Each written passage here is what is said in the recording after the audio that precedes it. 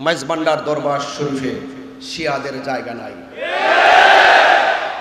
মাইজভান্ডার দরবার শরীফে খারিজিদের জায়গা নাই। মাইজভান্ডার দরবার শরীফ হক দরবার, কথা বলেন ঠিক কিনা বলেন? যারা সেই পথ অবলম্বন করবে, শিয়াদের পথ অবলম্বন করবে, খারিজিদের পথ অবলম্বন করে, রাফিজদের পথ অবলম্বন করবে, ইয়াজিদ পথ তারা প্রমোট করবে, গ্রহণ করবে, এরা কখনো সুন্নি হতে পারে না। ওই সমস্ত বাতিলদের জায়গা মাইজভান্ডার দরবার শরীফে হবে না।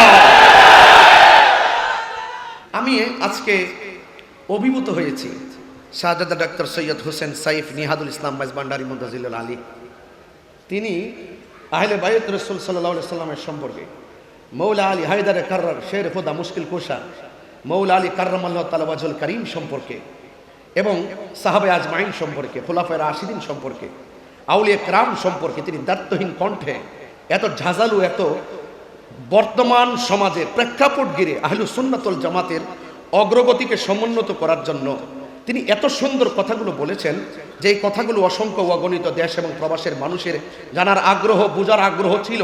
আমি মনে করি তিনি একটি দায়িত্ব পালন করেছেন আজকে এবং এত সুন্দর বক্তব্য দিয়েছেন।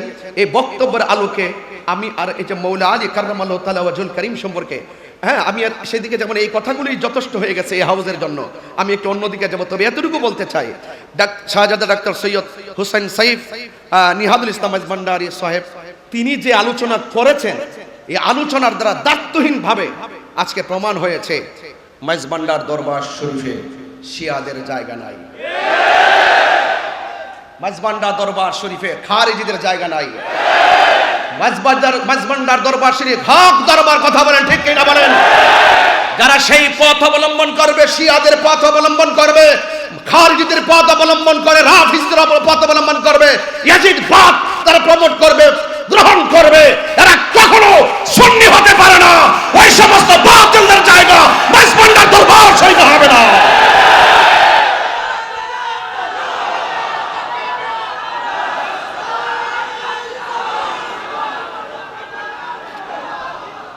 আমার ভাইয়েরা, কথা কি পরিষ্কার? হুজুরের ওয়াজ থেকে কি তা আপনারা বুঝতে পেরেছেন? এটা শুধু বক্তব্য না, এটা সিদ্ধান্ত। এই বক্তব্যগুলো শুধু বক্তব্য না, এটা সিদ্ধান্ত। কলিজাটা ভরে গেছে, আরো আধা ঘন্টা শ্রোতা হয়ে থাকতে পারলে জীবনটা ধন্য হতো। কথা বলেন ঠিক কিনা বলেন? আমার ভাইয়েরা, আপনারা মনোযোগের সাথে কথাগুলো শুনছেন। আজকের পুরো মাহফিলে, শাহাদাতে কারবালা মাহফিলে আমি সবচাইতে কনিষ্ঠ এবং সবচাইতে অদক্ষ। আমি যে এখানে এসে দাঁড়িয়েছি, আমি যে একটু কথা বলার সুযোগ পেয়েছি, দোয়া নেওয়ার সুযোগ পেয়েছি, আমি নিজেকে অত্যন্ত গর্ববোধ মনে করছি। আমার ভাইয়েরা, আমি আপনাদের সামনে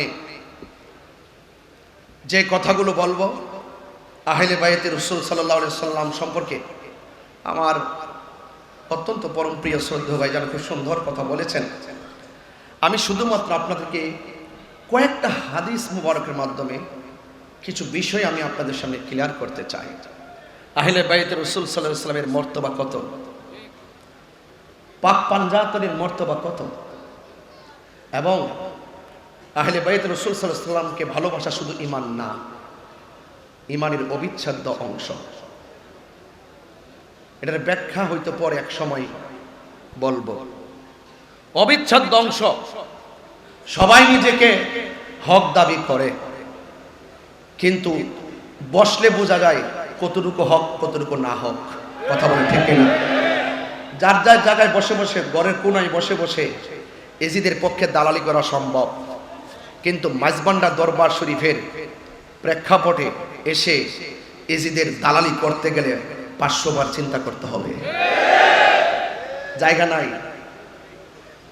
আমি আপনাদের সামনে একটি হাদিস পড়ব। হাদিস মুবারকটা হলো এই যে আহলে বাইত রাসূল সাল্লাল্লাহু আলাইহি সাল্লাম তাদের মর্যাদা কতটুকু। আন উকবাত ইবনে আমিরিল জুহানী রাদিয়াল্লাহু তাআলা আন্না রাসূলুল্লাহ সাল্লাল্লাহু আলাইহি ওয়াসাল্লাম قال, হযরত উকবাত ইবনে আমিরিল জুহানী রাদিয়াল্লাহু তাআলা আনহু থেকে বর্ণিত, তিনি বলেন আন্না রাসূলুল্লাহ সাল্লাল্লাহু আলাইহি ওয়াসাল্লাম, নবী করিম সাল্লাল্লাহু আলাইহি সাল্লাম নূরানী জবান মুবারকে তিনি বলেছেন, আল হাসান ওয়াল হুসাইন শানফাল আরশ। হাসান হুসাইন, আমি কিন্তু একবারই বলেছি, আমার প্রিয় ভাইজান, শ্রদ্ধেয় ভাইজান মাওলা আলী কাররামাল্লাহু তাআলা ওয়াজহর ব্যাপারে যে কথা বলেছেন, এখানে আমি আর কথা বলবো না। আমরা খোরাক পেয়ে গেছি, কথা বলেন ঠিক কিনা? আমরা সিদ্ধান্ত জেনে গেছি, এখন শুধু মর্তবা বলবো।